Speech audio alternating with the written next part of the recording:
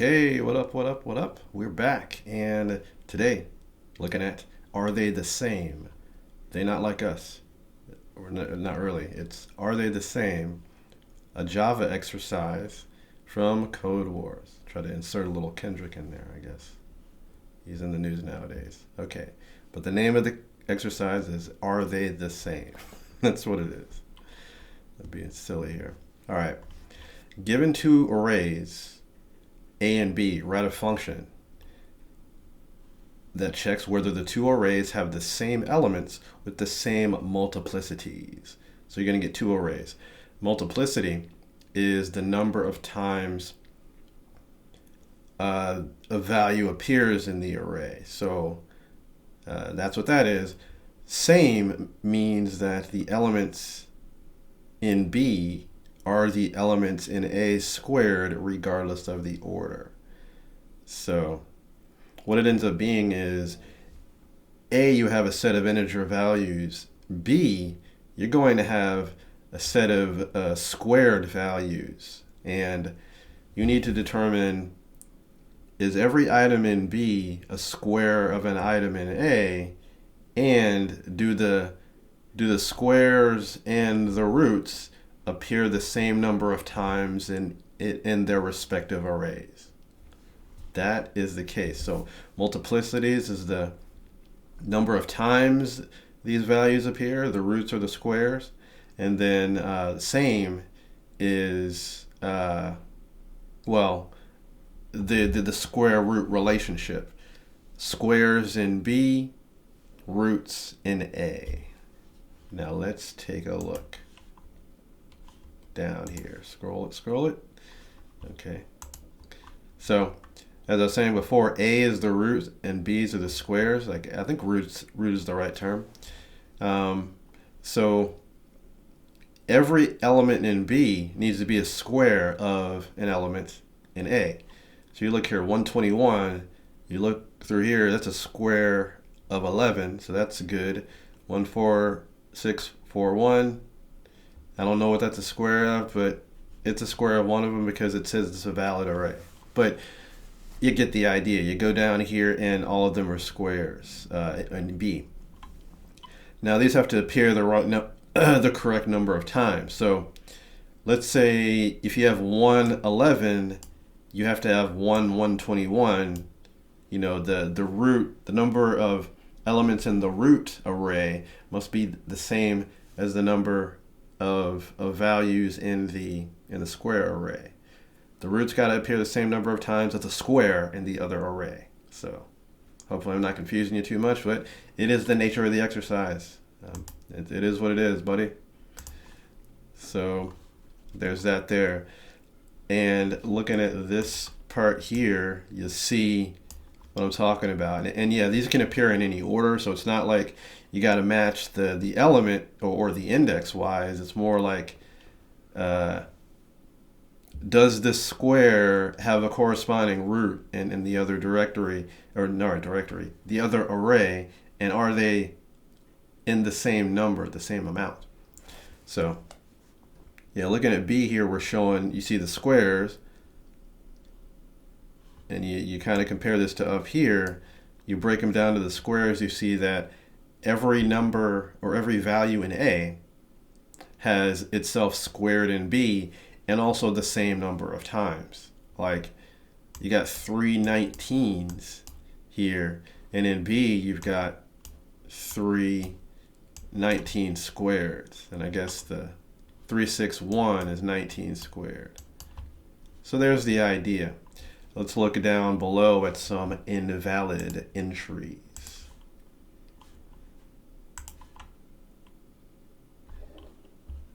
So A and B, and it kind of tells you what, it doesn't kind of, it does tell you this right here, that this set here returns false because 132, which was inserted here, it's not a square of anything in A. So that is out. Here's another test case here. This one fails because 36100 is not the square of anything in A. So there you go with the explanation. Now we need to do some code to determine this. I'll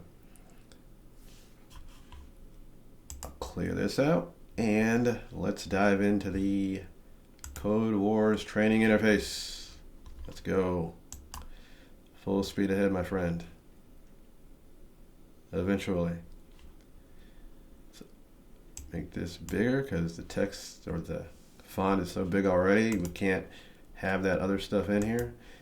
And yeah, switching gears with Java a little bit here. I've been doing a heck of a lot of Python lately, so want to give Java a little bit of love here. Okay, so you didn't see this down below, I don't think, in the exercise, but it says that if A or B is null, either one of the arrays is null, we need to return false. And yeah, this is didn't really say that either. The method is going to return true or false whether the multiplicities and the square root relationship matches, whether they do or not. So if everything's a match, true.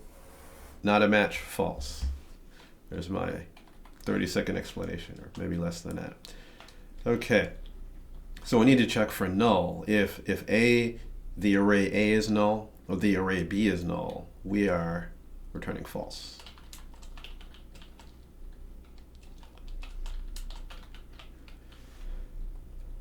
So yeah, that's the beginning, but I'm gonna do more because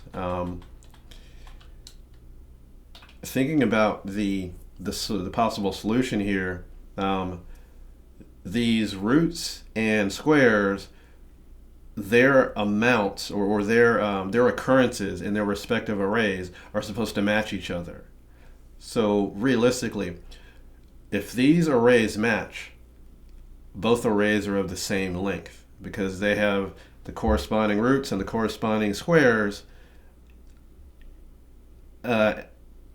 in the same occurrences in the respective arrays. So they will have the same length if they are a match. So I'm going to say if the length of A is not equal to the length of B, we are going to bail and say false because this is not a match.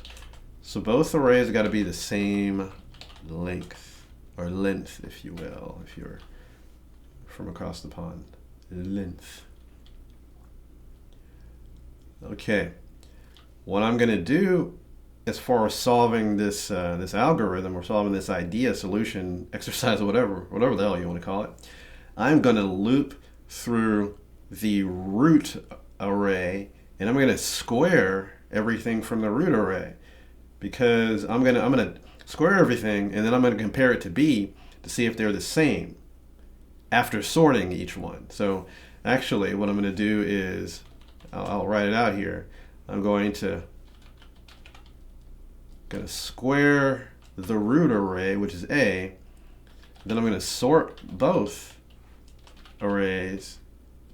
And see, if I've squared all of A, and then I sort both of these arrays, they should be identical because they should have the same number of occurrences.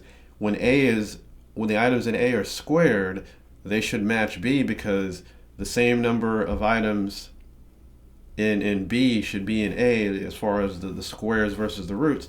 So yeah, when I bring up A up into squares, sort them, or sort it, and then sort B, they should be identical arrays.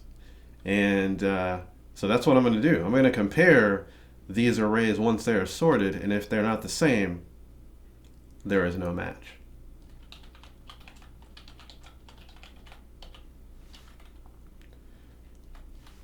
So I'm going to first square A by doing this.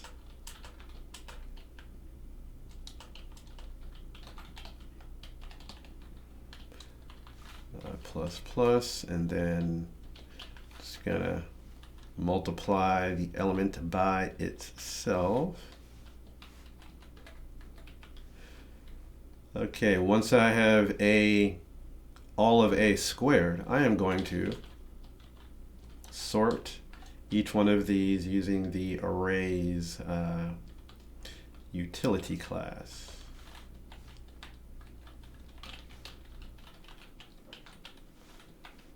Good. That reminds me I need to import util to get the arrays class. All right. Once each of them is sorted, I'm going to go through each and compare elements. A and B should be the same size at this. Well, they should be the same size, or they will be the same size, because I've already done a checkup here for them not being the same size or same length. So they'll be the same length. So I just get the length of A and then loop forward. And what I do here is I check is element of A equal to the element of B, because they've both been sorted, so they should be identical. And if they're not, we're returning false. And so if we've made it past really all of the checks to see if there's a failure, and there isn't, we are good to go. We got a match, baby. Because, yeah, if it doesn't fail in this second loop here, and it didn't fail up here, we are good. So that's that. All right, let's cram this mess into the tester, see what we get.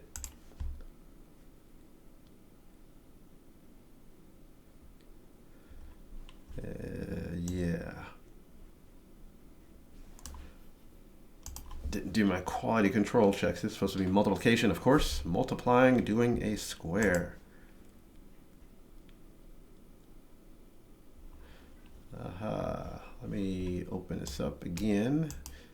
Probably syntactically jacked up. Multiply. Da-da.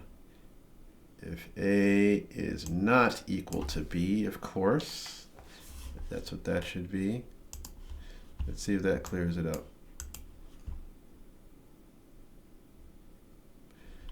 Good there. Good there. Magnanimous. I'm sure that didn't use that correctly. All right. Okay, folks. Great. There is your solution to Are They the Same? A Java exercise from Codewars. Have a good day, a good week, and a good life. See y'all later.